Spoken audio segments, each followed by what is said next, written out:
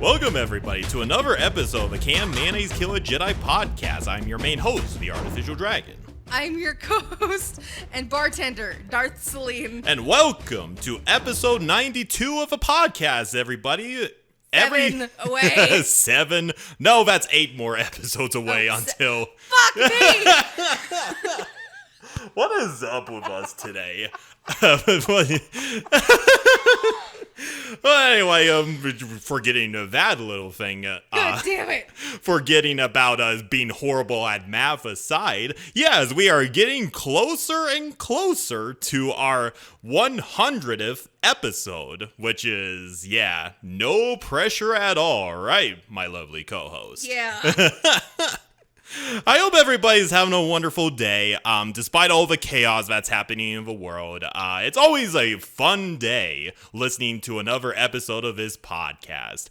Gonna do the obligatory self-promotion. If you guys love our content, we have a Patreon at patreon.com/canmail. Once again, that's patreon.com/canmail.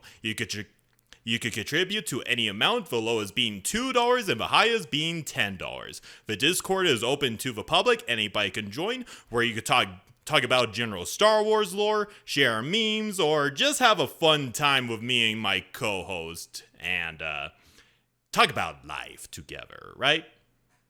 Yeah. Or just laugh at us being dipshits. Yeah, we're always being dipshits in our Discord server. But yes, we have a lovely community in the making, so head on over.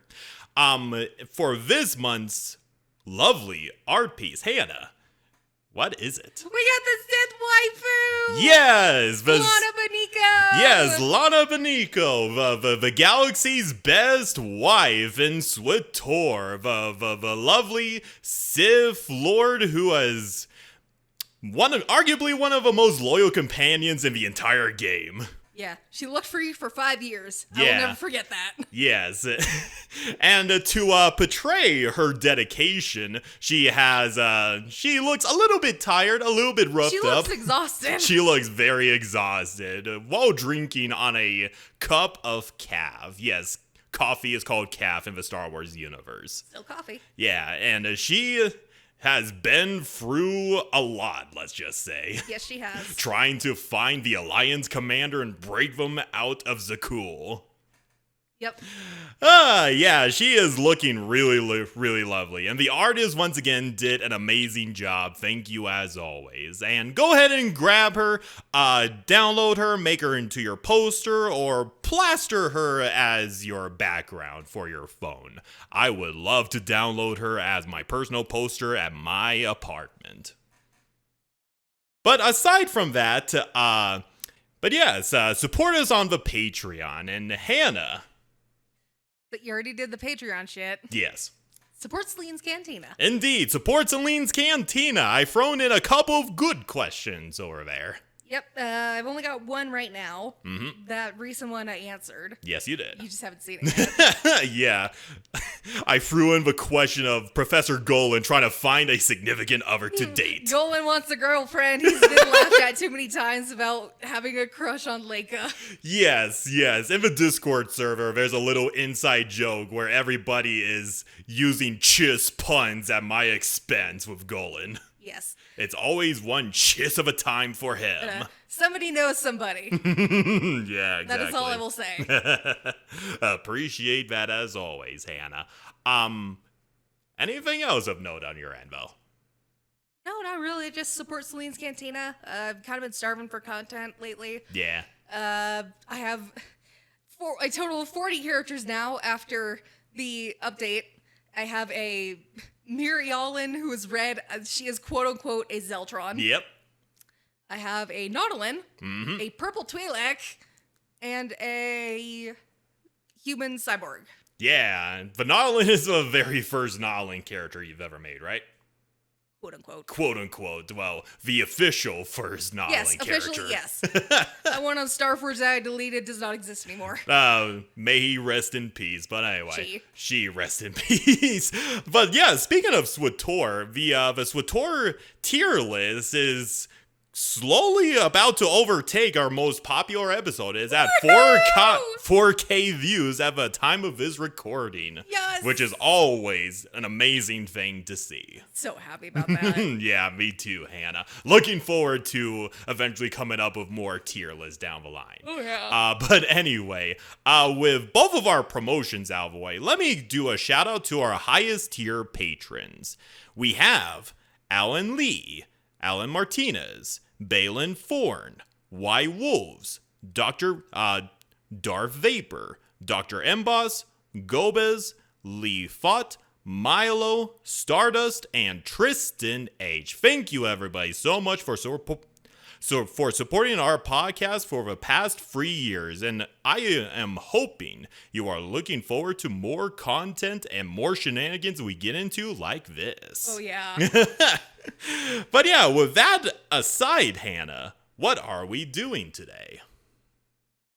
We are covering a race that you love specifically. Yeah, because one of your favorite bad guys is from it. Indeed. I think it's actually pretty nice that we've been catching up on other different topics of Star Wars. Like we did Korriban, which adds to our pile, to our pile of planets. Our pile of planets that we rarely touch upon. And I know we did with Zoltron, but I think it's nice to go back into the races of Star Wars. In this case, ladies and gentlemen, at least we're being diverse. Yeah, we are.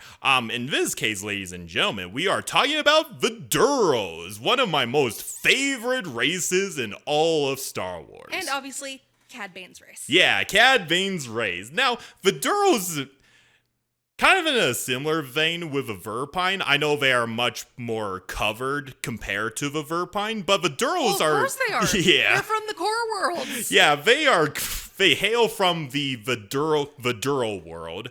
The world of Duro. The world of Duro, not to be confused with the race themselves, even though, whatever. Yeah. Don't make me say the Mandalore joke. Yeah, exactly, I know. Yeah, the Duros, even though they're much more appreciated and are portrayed a lot more than the Verpine, they are still kind of a underappreciated race in all of Star Wars. I mean, like, you see them in the background, they're significant characters, but there's not a whole lot of meaningful importance with the Duros in terms of Star Wars lore, if that makes any sense. Yeah, they're not like, aside from Cad Bane being like the best bounty hunter of the galaxy. Not only the best bounty hunter in the galaxy, but a significant icon in the galaxy. Yeah. There are no other examples of that within the Duros, at least. Yeah, at least. At least not that significant.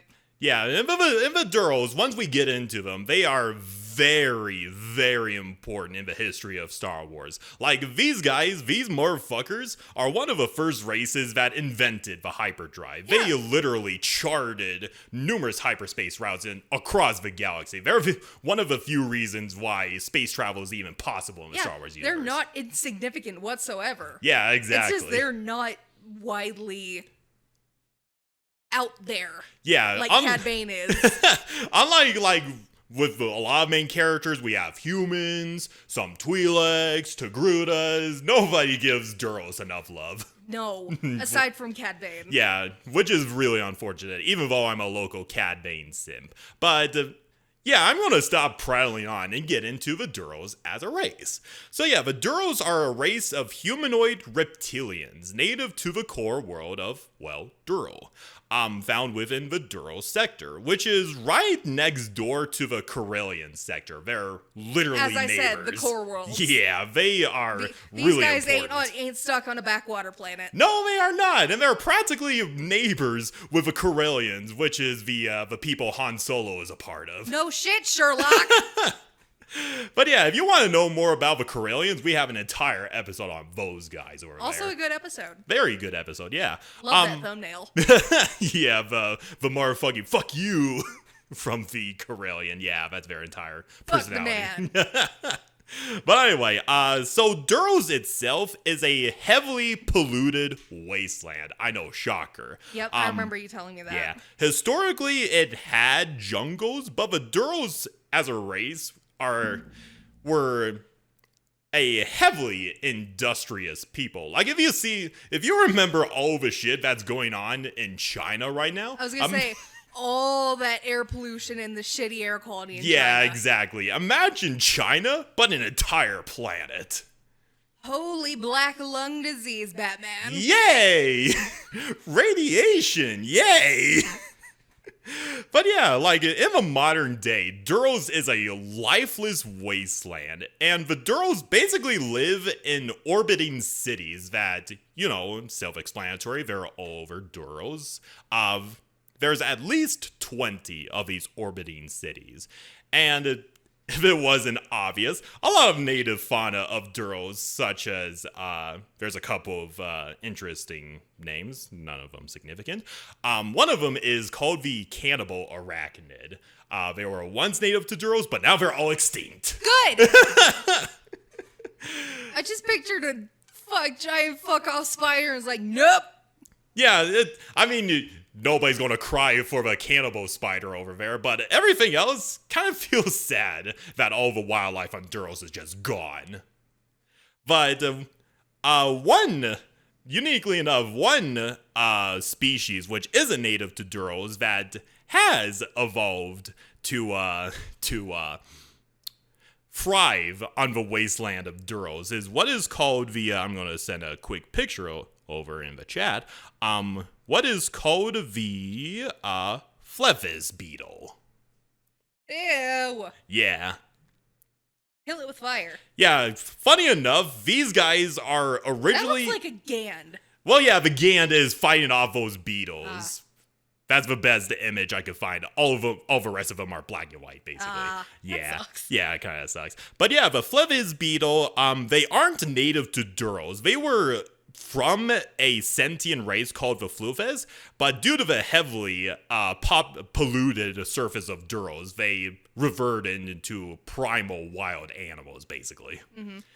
But they're thriving there, so if you ever find yourself on Duros, good luck, because there's an entire swarm of these fuckers. No. Yeah. I got flashbacks of that one scene in The Mummy. Oh, yeah. Except these guys are big. Yeah. No, thank you. Yeah, despite its wasteland status, however, Duros hosts a large number of orbital shipyards, and its most notable export is high-technology starships and starship parts.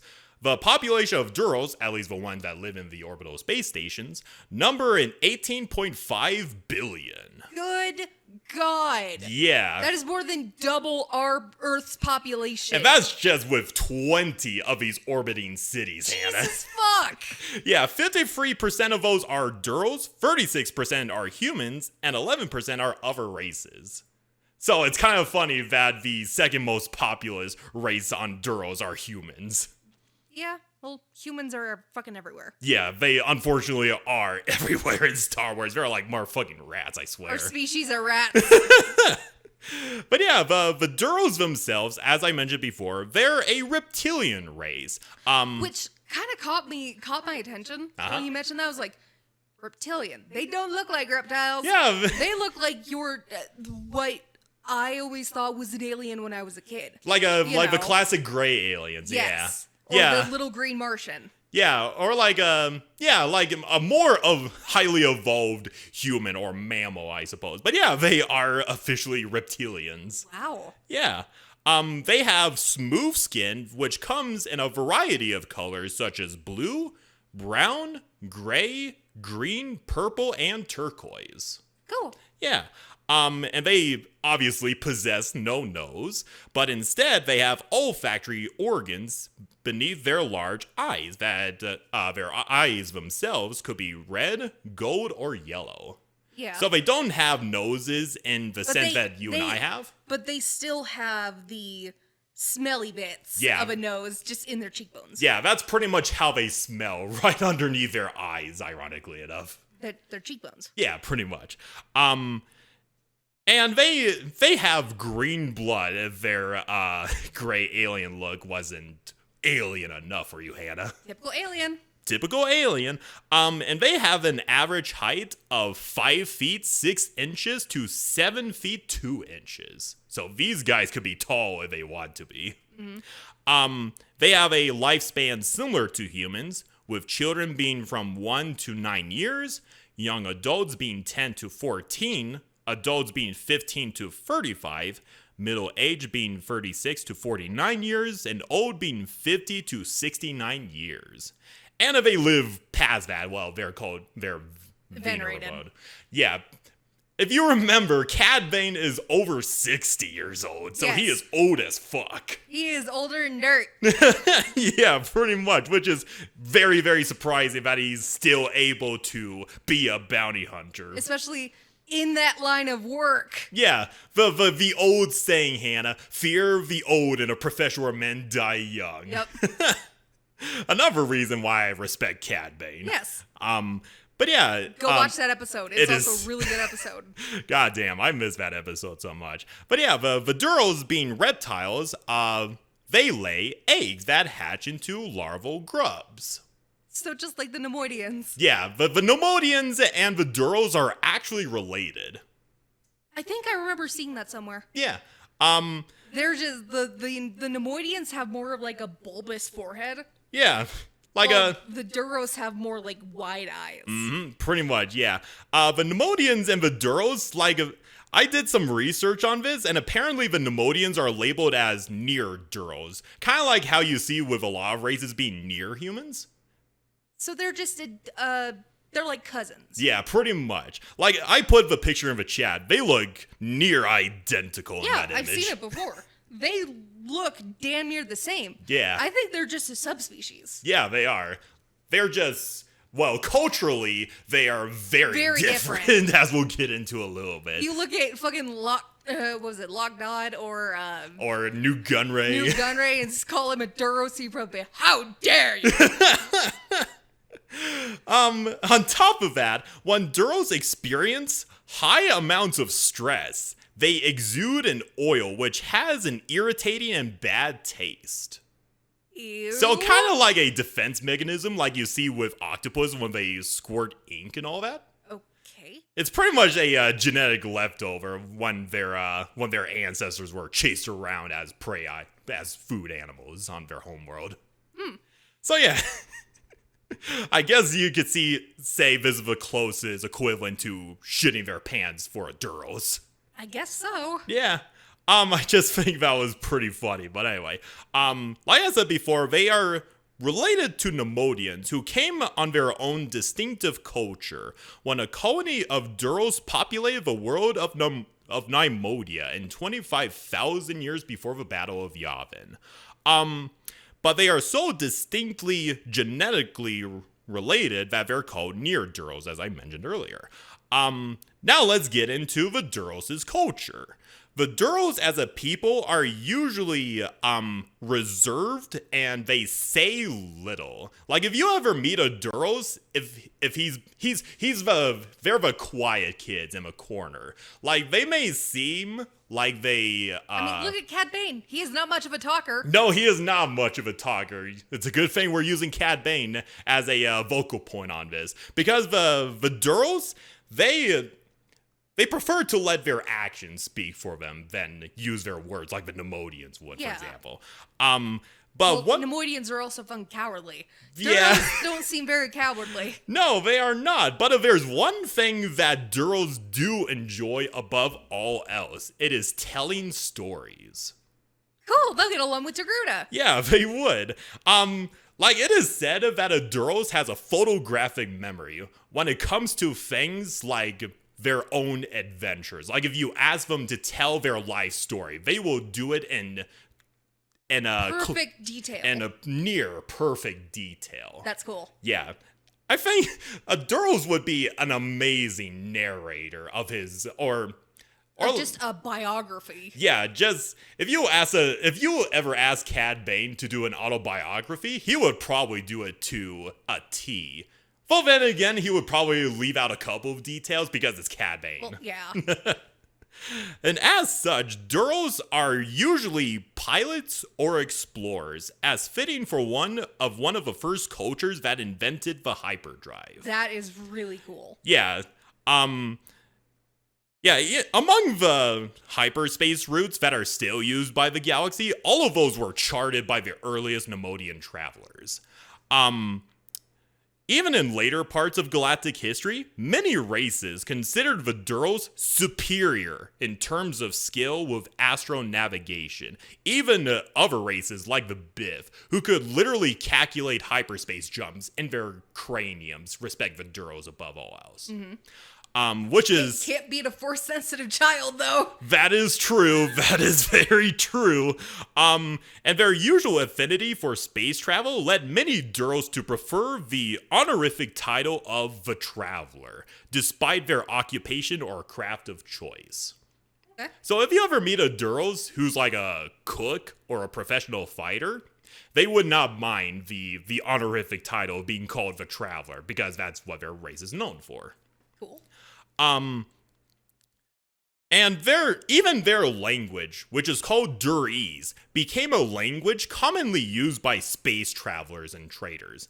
Basically, think of It became Duros. a trade language. Yeah. That's cool. Yeah, it's basically like the Mandarin of the Star Wars universe. Well, Mandarin was also a trade language because of the Silk Road. Yeah, and it even says that Duros influenced the development of Galactic Basic. Oh, shit. Yeah, so when I said the Duros influenced many things in the Star Wars galaxy, that's not an exaggeration. So that means the Duros basically spoke some form of English. Yes, pretty much. But they spoke fucking old English. Yeah, pretty much. My god.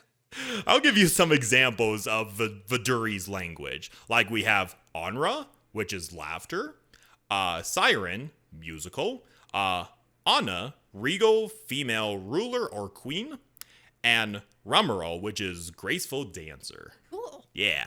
The Duros' starship construction industry is large enough to rival the Corellians, and their government is ruled by a consortium of starship corporations. Of course, corpos. With all important political decisions made by the stockholders of the corporations. Of course. On the bright side, though, this meant that any Duros holding stock in a company could participate in the administration of the system. So, if you're a random Joe Schmo that happened to pay for stocks, you could make a vote on the matter. Yeah. That's like the local country club in my area. Mm-hmm. You can only be a member if you take stock. Yeah. And it's a private fucking club. Not open to the public. Yeah. What the fuck? And it's also only open half of the year. Yeah. That's stupid. Yeah, I mean, I guess that's the one downside with the Duros, but they're dedicated entirely by the starship industry, if you will. Fair enough. So I if still it think works for that them, is dumb. yeah. If it works for them, then why fix it? Anyway, when a Duros is born, they are cared for and raised by their other family members. So they're raised communally. Takes a village. Yeah, it does take a village. As opposed to the Nemodians, who basically leave their young and have the greedy among them survive. So yeah, very, very different to the Nemodians. You want to know what the biggest insult you could give to a Duros is? What? Is mistaking them for a Nemodian. Yeah, I'm sure. Because they're all like, what the fuck? Why would you confuse me with my cowardly cousins over there? Just off the bat, they look almost the fucking same. That is very true, but it is a huge insult Yeah, to them. I know. I can see that. For very good reasons. Also, the Duros have a unique tradition, which is called the Duros lending tradition, which is when a Duros institution loans money to another party who is trying to buy an item, a starship, for example. Yeah. The debts would be paid in a preset unit, according to a schedule or as a one-time payment of money, your usual payment plan with a credit card or something like that. But the lending tradition strictly forbid any debt restructuring. If the item bought with a loan was sold to someone else, then the new owner would be responsible for that debt. Which the seller could disclose to the buyer if an honest deal was made. So you could pretty much just pass it to another Joe Schmo who was desperate to get a starship, and the Duros lending institution's like, hey, pay your due.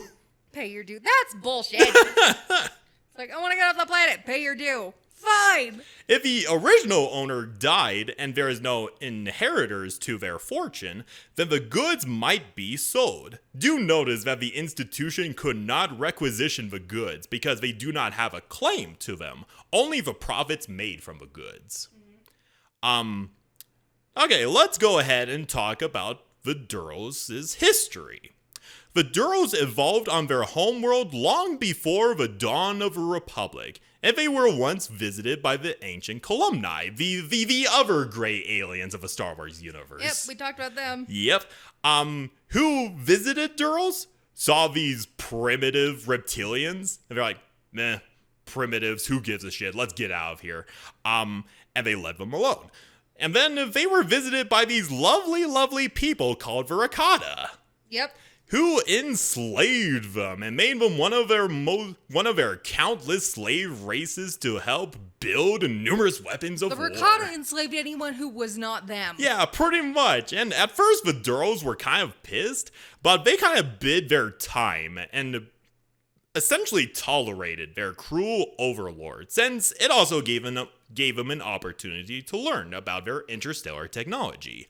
Eventually, when the Veracata were struck with a plague, the Duros saw this as a good time to rise up and make a rebellion, just kicking the Veracatans off of their home planet and reverse engineering their starships. So free of the Infinite Empire, the Duros created a hereditary monarchy, and with their reverse engineered engines, they were the ones who invented the hyperspace cannon, independent of the Corellians. And this is what allowed them to link up with their neighbors, the Corellians, Coruscant, and many other core worlds. Many of these early Duros explorers were responsible for building the first arm of a Corellian trade spine. So a lot of Route 66 is going on with these guys. Yeah, I kind of picture it like they're helping build the Route 66 of the galaxy. Yeah, pretty much. And they kind of entered a golden age under the rule of this lovely Duros woman by the name of Queen Rana Halt, who is known as the Lawmaker. Cool. She's like the badass queen of the Duros race, and she is respected all the way to the days of a new republic. Nice. So that is pretty cool. Wish we knew more about her, but she's a pretty significant figure. And under her rule, Duros would be one of the core founders of a republic. Cool.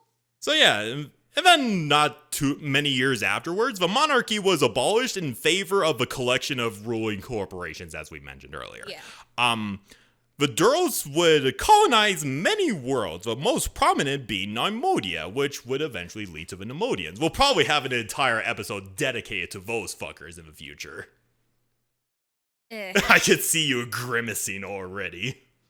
I'm gonna need a drink. Fair enough, Hannah. A couple of notable things about Duros.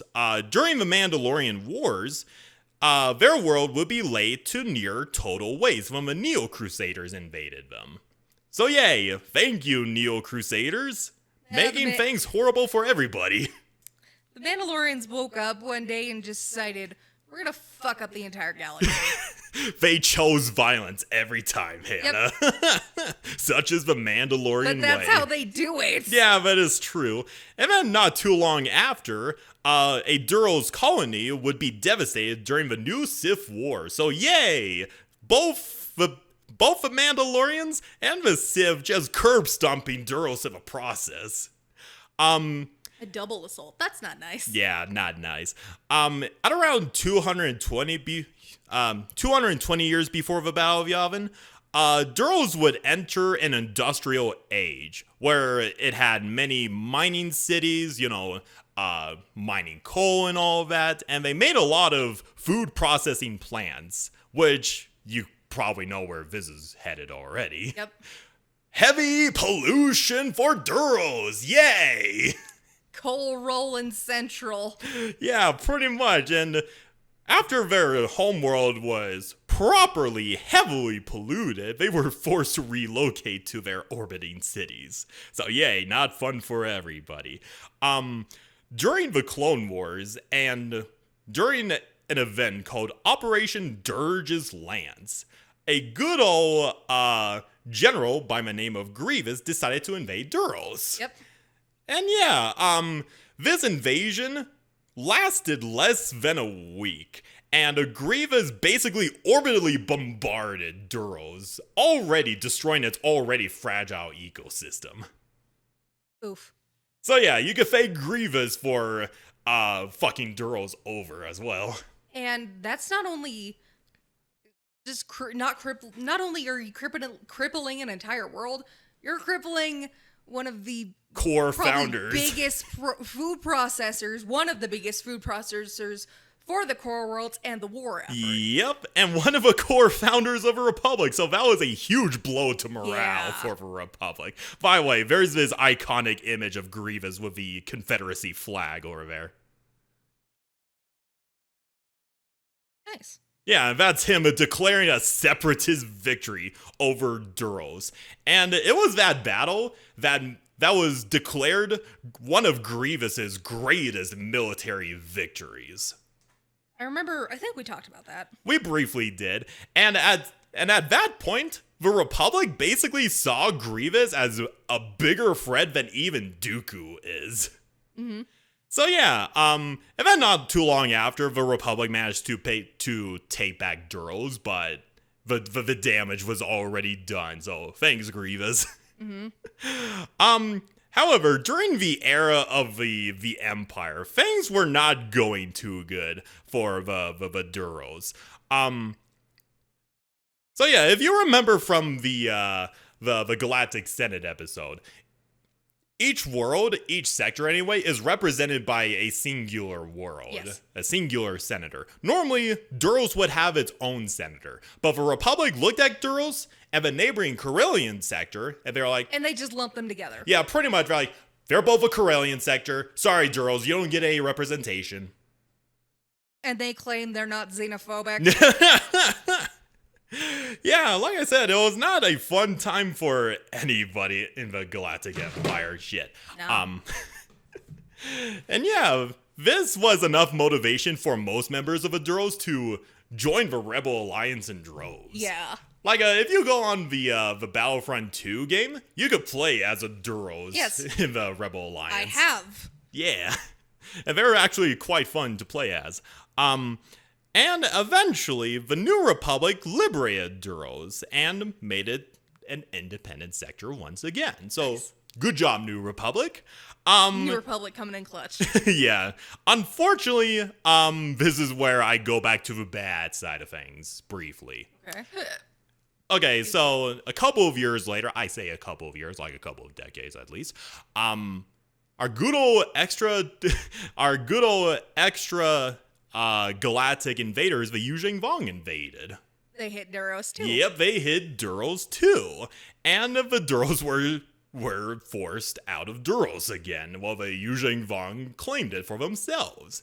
However, even though this might sound bad, this was actually a blessing in disguise for the Duros. Really? Because if you remember, the Yuzheng Vong, they love their biomechanical creations. And they looked at the pollution of Duros, and they're like, okay, we're going to fix this. And they basically filtered out a millennia's worth of pollution in just 4 years. Holy shit. So yeah, pneumonia, clean world once again. You mean Duro? Sorry, Duro, clean world once again. Thank you, Yu Zhang Vong. How amazing that the Yuzheng Vong actually did something good. Unintentionally, but yes. That's amazing. Yeah. We would love to have that kind of technology right now, Yu Zhang Vong. Don't kill our droids, but please give us your pollution, cleaning technology. But anyway, so after that, the Galactic Alliance would liberate Duros again, and it would have a bright future. So that's pretty much all we have in terms of lore for the Duros and Legends. Now we go to the fun part of this episode where we talk about Canon. the fun part of this episode where we talk about the Duros characters, and there's a good amount of them. I mean, there's a lot of main characters, a lot of them are minor, but I'm going to talk about the interesting ones. Of course, we have Cad Bane. We already dedicated an entire episode on him. Go watch the Cad Bane episode, everybody. Very Please good do. episode. But we got an important figure, a Duros scout by the name of Banu Hydia. This guy is pretty important. He's pretty much a significant figure in a opera that I'll talk about in a little bit. But basically, long story short, a long time ago, there was this human scout named Freya Kelia from Brental 4. Like, she wanted to basically make the next large super hyperspace route that went from one edge of the galaxy to the next. And there was this Duros scout named Banu Hydia. They met up. They went on numerous adventures together, avoiding black holes and such, avoiding thugs that were after them, and they made this large super hyperspace route. And It's the Hydian way. it's the Hydian way. Unfortunately, Banu Hydia, he died in the process, but in his memory, his friend Freya Kelia named the hyperspace route both of them explored together as the Hydia way. Cool. And this was all memorialized in a opera called The Kelia Cycle, and I'll send you a couple of pictures of this too. I know it doesn't seem like there's too much visualization of this, but it's a very touching adventure story, and I think it's pretty cool that it's memorialized in an opera, basically. That is pretty cool. Yeah. However, even though it was a very significant opera and it's always playing across the galaxy, in the Imperial era, it would be met with a fair amount of controversy because let me see. Normally the actor that would play Mr. Hydia, which would normally be a Duros actor, was actually replaced with a human. Well, duh. And this is what the dude Palpatine's an asshole. and this is what the dude looks like, betraying Banu Hydia. It make him look like a Duros. That's. I'm sorry. That's almost like blackface. Yeah, that's the closest we'll ever get. Terrible. That is the closest we'll ever get to Star Wars blackface. That's so terrible. Yeah. And that's one of the many controversies, is that they replace a normally a role occupied by a Duros actor and replace it with a human. Yeah. Understandable. Yeah. But on top of that controversy, there also exists different theories on how much Banu Hydia actually contributed to the foundation of Hydia Way, with most Imperial archivists claiming that his role was significantly exaggerated. Fuck you. He's an explorer, for fuck's sake. Yeah, exactly. The very thing that Duros are known for. That's dumb. Yeah, but I do like that they added that little bit of detail in the lore of Star Wars. That is cool. Yeah, That's racism, everybody. When you think of Star Wars as the basics, you wouldn't think a fucking galaxy highway would have its own backstory and opera. Yeah, it is so friggin' cool. Yeah. Alright, so I found another interesting Duros character. He is, okay, I know Cad Bane is also a bad guy, but we got our first proper Duros Sith.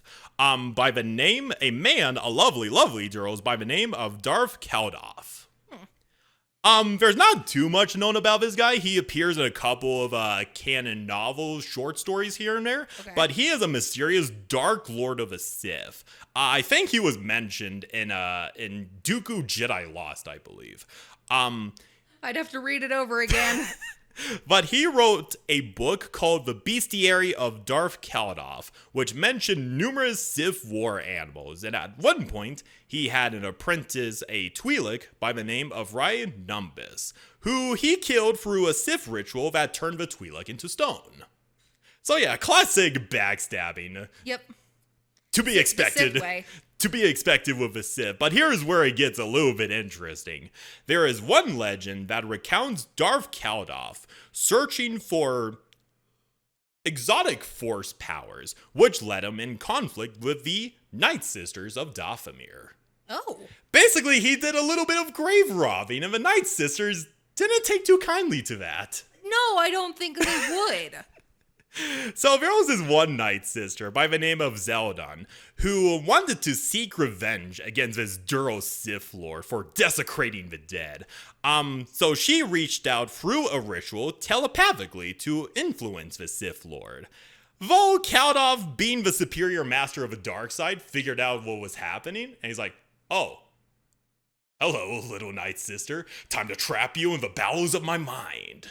Uh-oh. So yeah, he basically took her mental image, put her into a cage, and trapped him in the bowels of his mind forever. Oh, that sucks. She's just stuck in a trance forever. Yep. That's terrible. Yeah, and every once in a while, he would hear distant screaming of a Night Sister trying to break out of her prison, as she's a silent observer, seeing everything that he's doing. Mm-hmm. And she's like, get me out of here! Jesus. Yeah, that is a fate worse than death, Hannah. Yeah, that does not sound very nice. No, it is not. Yeah, Darth Kaldov sounds like a pretty interesting character. I would not want to tangle with him. Yeah. And another character from the new canon of Star Wars is this Jedi Master by the name of Rana Kent. Okay. Oh, female. Yeah, it's a female Duros. She was once a member of a Jedi High Council during the High Republic era. I can tell by the way the robes look. Yeah. She's High Republic through and through. Yeah. And she believes that one of the most important virtues of the Jedi could be found in traveling the galaxy. She dislikes the idea of retirement and wants to explore the galaxy and connect with the wider citizens of the galaxy. During the High Republic, yes, that fit and that worked. During the time of the Galactic Republic, not so much. I don't know. I think Dooku would actually get along with her quite well. I think so. If he wasn't disillusioned by the whole Senate using the Jedi. Yeah, unfortunately. We don't know too much about Rana Kent aside from that, but fortunately, she died of natural causes. Good, at least she didn't die in vain or painfully. Yeah, pretty much. And, oh yeah, a fun fact about her, the High Council approached her to become one of their members, and she rejected 2 times. Wow. Before they approached her a third time, and she's like, okay, fine. Fine. And even then, she didn't want to stay in the High Council chamber because she wanted to explore the galaxy. She got a lot of wanderlust. Yeah, she kind of reminds me a little bit of Qui-Gon as well. Yeah. Now, for the next minor Duros character, I think is a kind of a funny one, is a Duros, we don't know his name, unfortunately, but he goes by the call sign of Mouse. Mouse. Okay. He's basically a Duros rebel agent. Okay. So there was this one time where he was on an undercover mission with Luke Skywalker and a bunch of other people, and he had to disguise himself in stormtrooper armor. At one point, some stormtroopers cornered him, and they were like, reveal yourself, who are you? And then he takes his helmet off to see, and they see this alien underneath, and they're like, what the fuck? And then he was like, what? You thought humans had the quarter on good looks? Yeah, he's a little bit of a jokester. That's I love funny. him. That's very funny. And then unfortunately he gets killed, but he was able to set off a bunch of explosives that ensured the success of a mission that Luke was on. Nice. So pretty good for a Duros agent. Yeah. Also, another funny thing that I've noticed with Duros, we have 2 examples of Duros able to disguise themselves in clone trooper / stormtrooper outfits, even though they have big bulbous heads. Their heads wouldn't be able to fit. Yeah, more fucking Cad Bane was able to disguise himself as a clone trooper once. How did his head not get stuck? I have no idea. That's bullshit. I think it's so funny, though. Inconsistency. Well, while we're on the topic of Cad Bane, however, let's go over briefly a little bit about elements of Cad Bane's backstory. The canon one first. So Cad Bane has a childhood friend named Nero. I'll send you a quick image of... No, I don't have him. You'll have to look at it for yourself because it's really, really interesting. Nero, he's basically Cad Bane's closest friend. Like, they were street urchins from the very beginning. But of course, they went on different paths. Cad Bane became a criminal, and Nero became a marshal. So yeah, they are very polar opposites, and it ends very, very tragically. You'll have to watch it for yourself later. But for the Legends version of Cad Bane's backstory, he has a childhood friend named Supon. Classic backstory, Cad Bane kind of abandons his hometown of New Tiana, and Supon heard of his reputation and decided to take up Cad Bane's identity for himself. Oh my god, he just looks like a fat Cad Bane. Yeah, he does. Good friend, but oh my god. And Cad Bane let himself go. Pretty much.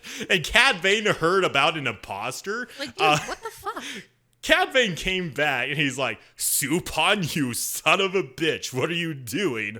And they have his final confrontation. And Supon was like, you left me here. I wanted to have a shot at power, blah, blah, blah. You know, classic falling out friends sort of thing.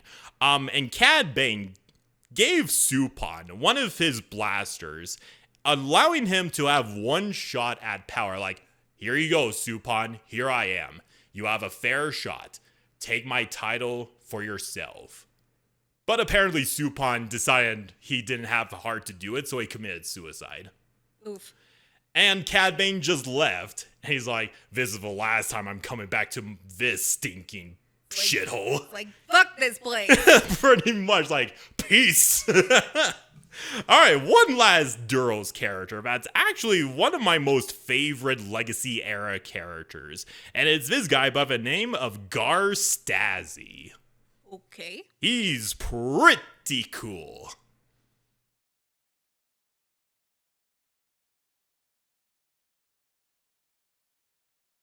Okay.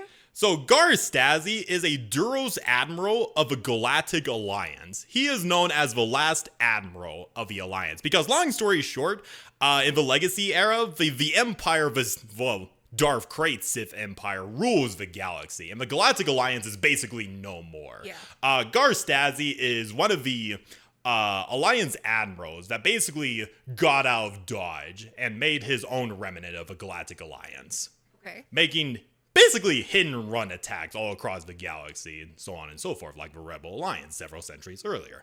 And Gar Stazzy, he's a living legend, not only amongst his men, but among the Empire as well. Cool. Because he is, if you want a good comparison, think of him as basically the good guy Thrawn. Okay. Like, here is one of his killer quotes as a good indication of how hardcore this guy is.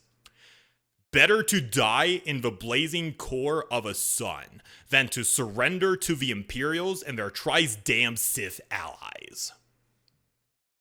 Badass. Yeah. But yeah, like, he led a guerrilla campaign against the Empire for 7 years through his tactical and strategic prowess, demonstrating an ability not only to win fights, but to see the larger strategic picture. Pretty much like Thrawn is. Yeah. Like, one significant part of the Legacy era comics is that the Mon Cala, it's the premier shipbuilding planet, right next to Kuat and all that. I was gonna say, wasn't that just Doc, or is it Mon Cala? It's, well, okay, it's called Doc in the Legacy era, but I'm just going to call it for Mon Cala to make it better for you to Makes understand. it easier. But yeah, like, Gar Stazzy, he saw the crippling of the Mon Cala shipyards as basically important to cripple the Empire. And even though he's basically revered by his own men, Gar Stazzy refuses to believe that no one individual is more important than the cause, including himself. So he is willing to sacrifice even himself for the greater good. Mm-hmm. But, of course, as we know of larger-than-life figures, if you die, then the cause goes with it. Mm-hmm. But Gar Stazzy doesn't know that. Like, at one point, his ship is crippled, and he was about to go on a suicide run, but his But his subordinate was like, we need you, Garstazzi. Don't do this. And he's like, I gotta do this for the good of the galaxy. But his underling basically knocked him the fuck out and put him in an escape pod so he could take his place instead. Mm-hmm. Yeah, Garstazzi, I would love to dedicate an entire episode on just him alone because he is such an interesting character. God, when it comes to the Legacy era, I have no high interest, at least. Would you prefer... I look at Darth Creighton, see Edgelord. Well, yeah. Edgier than fuck the old Republic Sith. Okay, yes, there's a good case of edge when it comes to the Legacy era, but it's representative of the times. But in all honesty, it's actually legitimately good. Fair enough. But yeah, like, either it's the High Republic or the Legacy. We'll have to pick one of our poisons in the future, Hannah. No, I don't like either. But yeah, that's Garstazzi, one of my favorite good guy characters that is in part of the prequel trilogy. He's his own standalone character. He's not force sensitive. He's just big brain. Yeah. And a pretty hardcore motherfucker. But yeah, that's basically all we have on the Duros. Cool. What do you think, Hannah? I learned a few new things, but, I mostly knew what I knew from Cad Bane. Yeah, Cad Bane, he will always be one of my most favorite villains in all of Star Wars. Yeah. And I do like that they, even though his backstory is different compared to Legends, they do add a nice little bit of depth to him. Because... they give him a child, so...